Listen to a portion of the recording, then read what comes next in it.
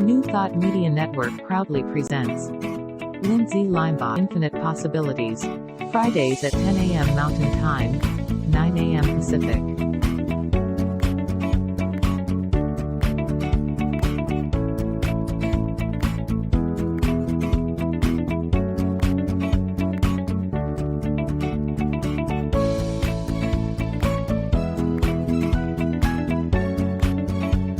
And now, here's Lindsay.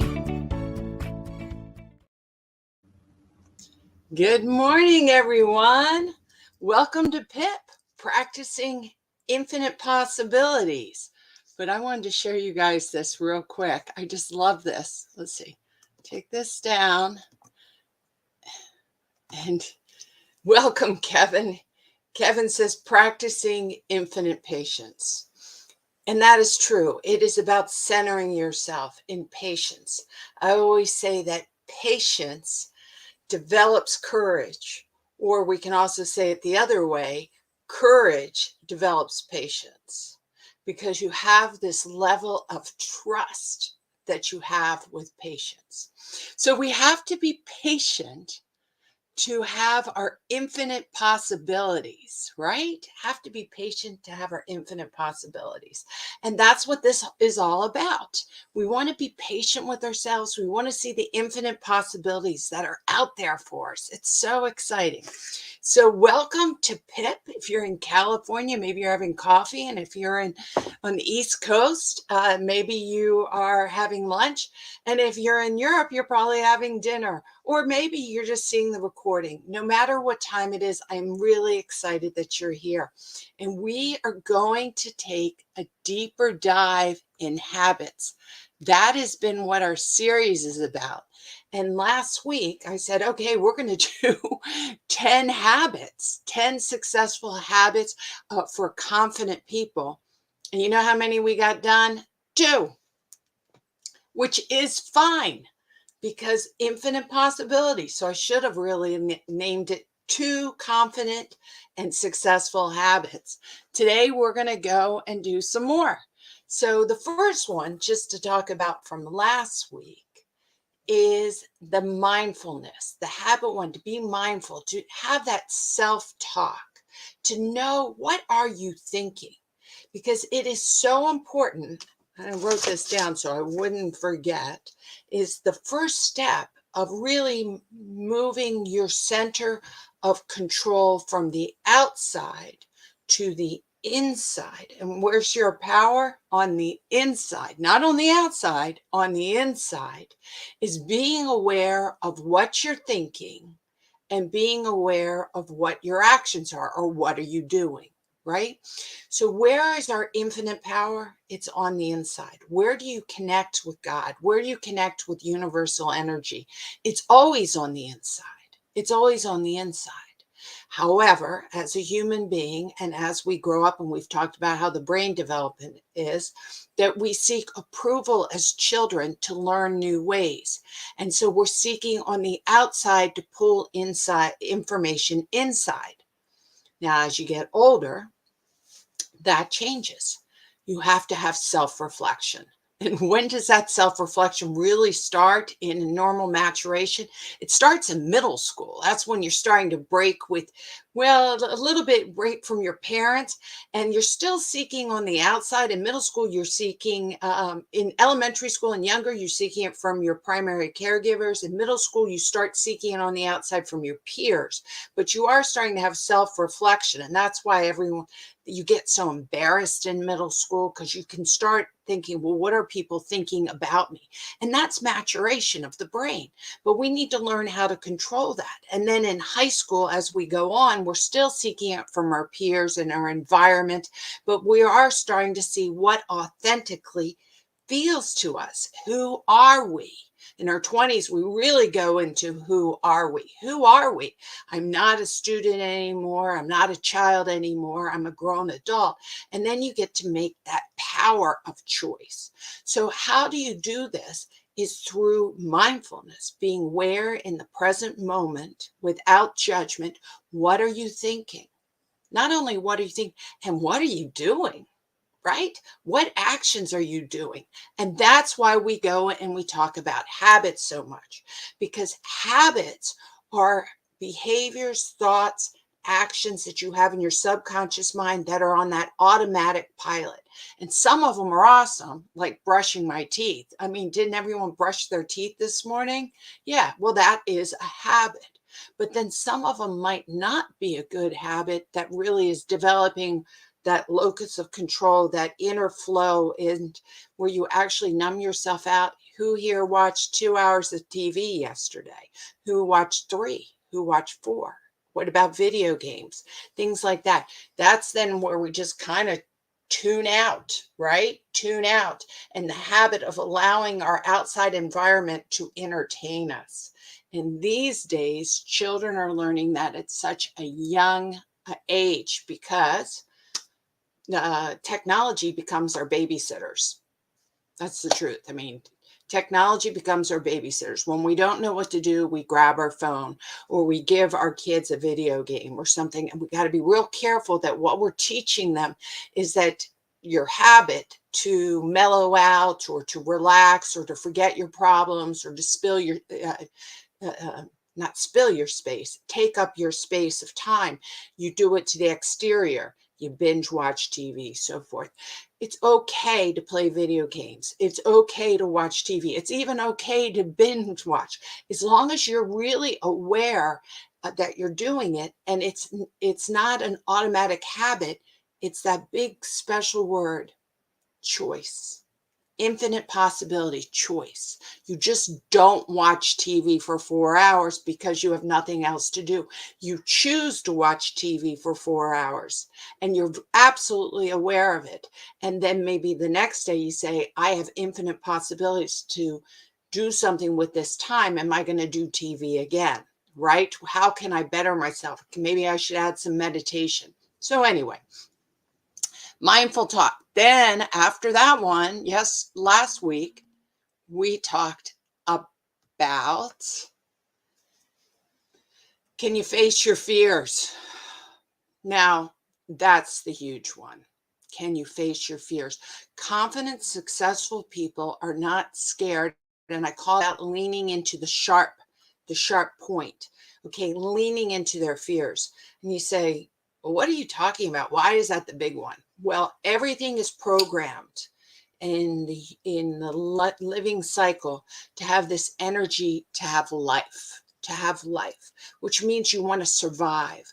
You know, you see cracks in the sidewalk and up comes a tree, right?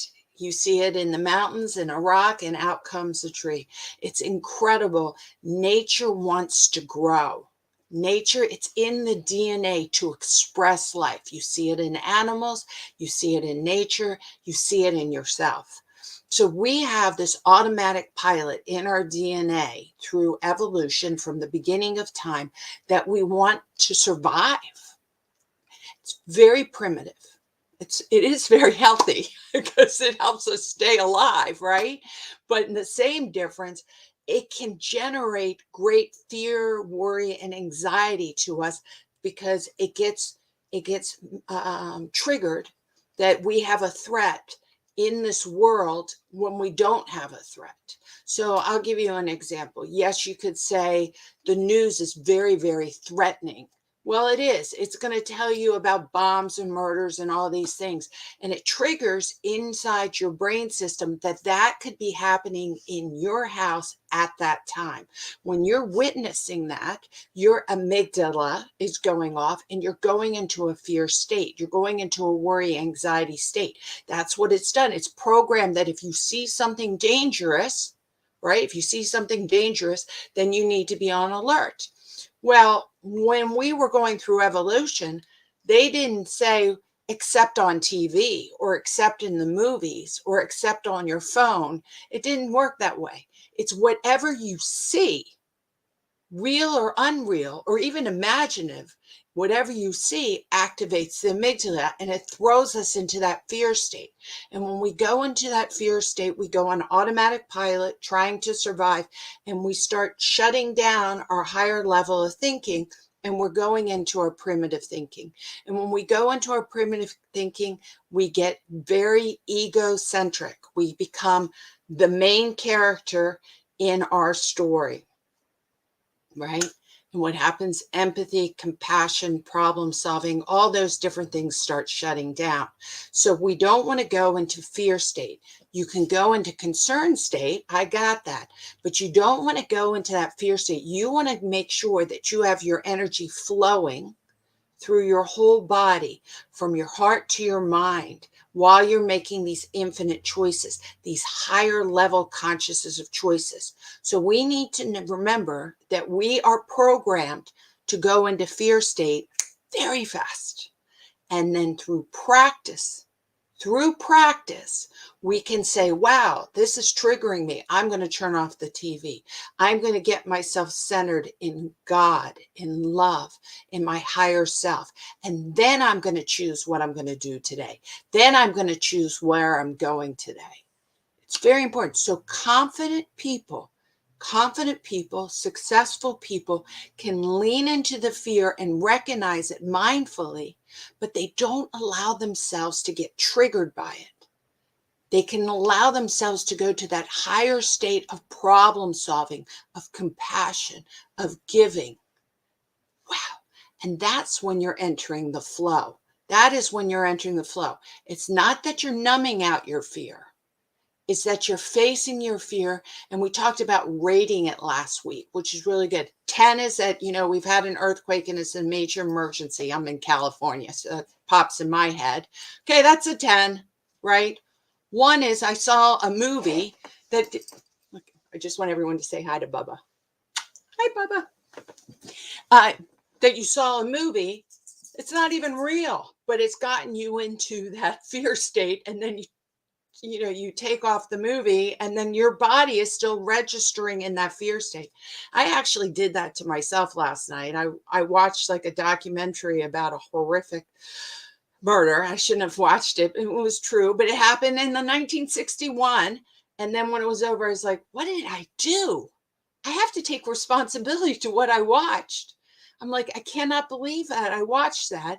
And now I'm going to go to bed. Because what's going to happen is that I got myself in that, the amygdala went off. I went in that fear state. And then I had wild dreams because my dreams are coming from the last thing, especially the beginning of your dreaming cycle. You usually do 3 or 4 dreaming cycles. The first cycles are the last things you thought about. I did it to myself. I take full responsibility. Don't watch that stuff before you go to bed. And don't watch it when you first wake up because you're programming your day. Right? All right, let's see. Go up to my comments. I'm so that Kevin is with me. I see that a few of you guys are online with me, and I really do appreciate it. Feel free to write comments in and say hi. It's the only way I know if you're online with me is if you write in the comments, hey. So let's go back to our banners. All right, we're going to go down to our next successful habit. I love this one. How do you like this one? There is always a choice and you don't second guess it. Now let's hold that. You always know. So confident, successful people know that they always have a choice. We always have a choice. You even know that if you are not choosing, that is a choice. So basically, you're taking yourself away from that victim attitude that things happen to you. What they happen is through you. So no matter what it is happening through you. In other words, yes, the world is happening, but how you respond to it is your choice. So I love the ABCs of PIP, and I haven't talked about it in a while. And actually, indirectly, I talk about it every time. Confident people realize that they're aware of what's going on. They take a breath to calm themselves out of that fear state or the worry state or the anxiety state. They just get themselves centered. And then they have that seed, that power of choice. That is the infinite wizard, witch, love, God, energy power. I don't know what you're going to talk about, what you want to make it, but you get to have choice. That is your God-given gift to create your own life the way you want it. Is through your choices. Through your choices. So be aware, take your breath so you're not in that fear state, and then go ahead and make a choice. Wow. Now, the second part of what I was talking about in this one is that you don't have regrets. Whoops, came back up. So you don't have regrets. I don't mean that you don't second guess, is the way I wrote it. You don't second guess it. I'm not saying that you don't analyze and learn. But once you make a choice, you realize, and if you're making it from the higher level, then you've got to trust. Trust God, trust the energy that they know how. I know what I want to do, but I'm not quite sure how I'm going to get it done. Go into that flow. You go into that flow. And you also have to realize you don't second guess it. A lot of times people in our world, especially in the Western culture, the collective consciousness is that we should get things done immediately. Immediately. I want it now. I want to win the lottery now. I want my headache to go away now. I want to have a bank account savings now. But the truth is that you set up your karma and then you give it to God and let God and let the energy have how. And as we talked about, I believe last week, as we talked about, you plant a seed, but you can't dig up the seed and keep looking at it. How is it happening? What is the time? It has its own time. We all have our own time. Don't second guess the timeline. How many people here have actually had something that they really wanted? You put it in the universe, you kind of forgot about it, and then like 2 weeks later, there it is. You're like, oh my God, that's exactly what I wanted. It happens to me all the time, all the time. Not some of the time, all the time, because the universal energy of infinite possibilities, that energy is happening all the time. You're either consciously using it or you're unconsciously using it. So when we're talking about habits, we're talking about habits to bring ourselves to a higher consciousness so we can use the flow of God in a format in which is spreading love, goodness, kindness, health, empathy, compassion. But we have to choose. We have to choose to take the responsibility in doing it. It is really quite empowering when you realize the only person you're responsible for is you. Now, yes, I am responsible for my children and I am responsible to take care of this world. But if I can't take care of myself, meaning how my actions are to the responding to the world and to my children, then how do I expect to be responsible and help them? In other words, if you don't know how to love yourself, if you don't know how to talk to yourself in a positive way, do you really believe that you can make the choice to do it for others in a healthy way? I want to say, good morning, Dad. We're on the move today. We will finish listening later. Oh, well, thank you for popping in and saying hi to our community. I always like to have my parents with me. And they're really great because they come back and they see parts of it and then they have to do something and then they come and send these PIPs to their friends and they also re-listen them to them. So that's a really good thing. Let's go back to our banners. Okay. Here we go. So we've done those two. Let's get into another one. And this goes exactly with what we were talking about. Another habit. You're not afraid to fall or mess up. What? Come on, everyone. Take responsibility. It doesn't mean you're perfect. Take responsibility for growth. If you looked at a 2-year-old, or let's say, I guess a 1-year-old, and you were trying to teach them to walk, as they took their first step and they fell down, you would cheer for them. You would say, that is awesome. Look at them learning and growing. You wouldn't go, oh my God, little Billy only took one step, man. They failed, right? You wouldn't scream at your 1-year-old, "You failed. You're not running." Same with talking. "Come on, tell me in a complete sentence how to say that." No, every time while they're learning and talking and they're making their sentences and their words and they're using different vocabularies, you're cheering them on, right? But yeah, they're falling. Yeah, they're messing up. Yeah, they're making mistakes. But you realize that really what's happening is that neurons are firing together, wiring together in their brain, that their brain is growing. And every time they practice, they are getting better and better. Well, that's true for you too. Please, as an adult, go out there and try something new. And yep, you're going to fall down. You're not going to know how to do it. You're going to mess up. I like to call it the learning curve. The learning curve, right? And a confident person can go up to someone and say, "I don't know what's going on, and I have a learning curve. Tell me what I don't know. Tell me what I don't know."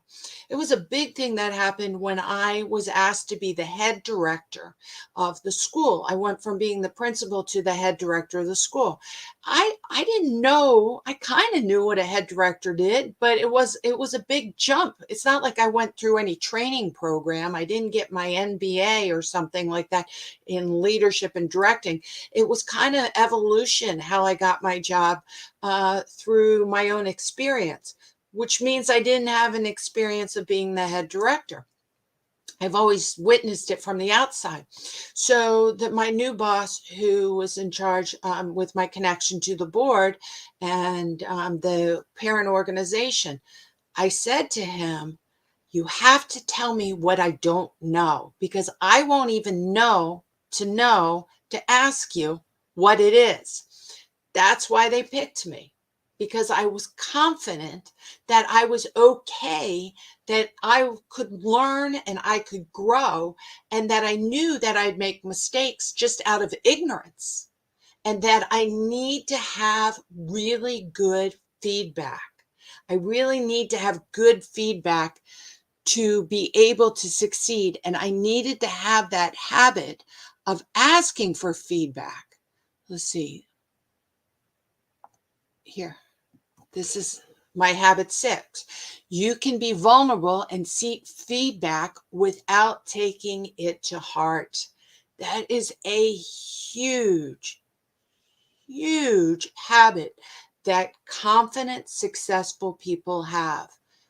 Let's go back to the amygdala that we were talking about. Sometimes when people give you feedback, you or other people, you've witnessed it, what happens is they become defensive, right? They're defensive. They're like, "I don't want to hear that. You're wrong." They just shut it down. You know who gets really defensive with feedback from parents? Middle schoolers. We'll go back to the middle schoolers. They don't want to be told what to do by their parents. They're trying to figure it out on their own. They go that they don't want that feedback, but they are not confident. They are not confident. If anything, they're very, very insecure. And it's because everything is so new to them as a middle schooler, breaking away from young childhood into being a teenager. Well, that's the same with adults. Do you ever talk to an adult and you just want to give them constructive feedback and they almost act like a middle schooler, like, "You don't know what you're talking about. Don't talk to me. You're wrong." They're thinking more about how to reply to tell you you're wrong than to listen to what you're saying. That is because they don't have the habit of feedback. So that's why, and it's very important. I'm going to go to the next habit here, is that you're aware and select with who you spend your time with, your friends, your shows, and your media. But let's go with your friends. You want constructive feedback, okay? But you're not asking for validation, okay? It's not that. It's nice to know when you do a job good. Got it. Thank you. So I can repeat that and do it better. But I would prefer constructive feedback so I can learn and grow, so I can become better. But you do have to make sure that you're asking the right person. And that is a habit that confident, successful people have, is that they know who to talk to. You know who to talk to.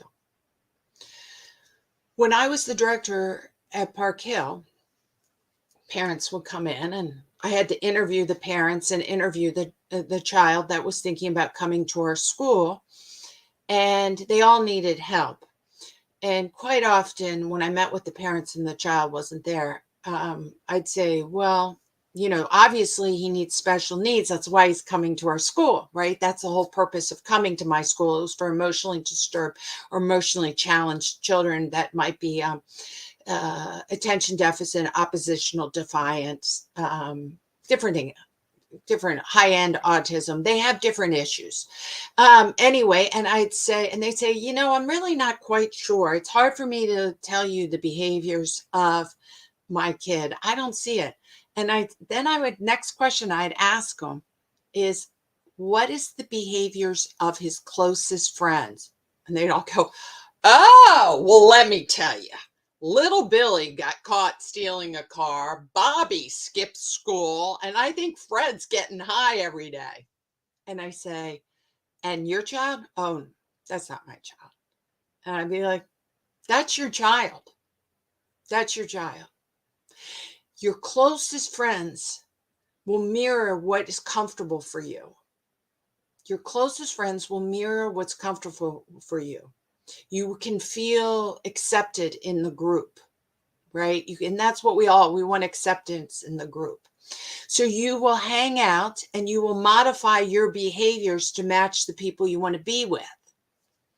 So if a group, and we're going back to the kids I was working with, they're like, yeah, all his friends smoke pot, I know it, but I don't think Billy does. If all his close friends smoke pot, Billy smokes pot. Just call it out what it is, guys. We are the habit of being around people that we like, that we feel comfortable with, is who we spend our most time with.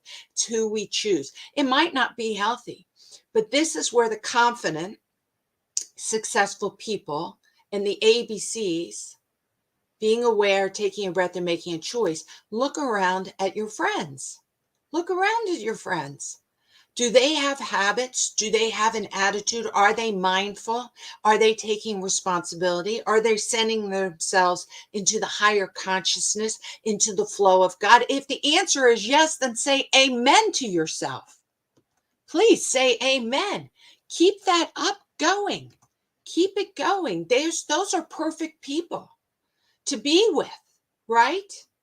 If you want to learn new habits that you see other people have, hang out with those people, because then what they do will go into your RAS, your reticular activating system, your filter system, and you'll keep being triggered and reminded to do those habits,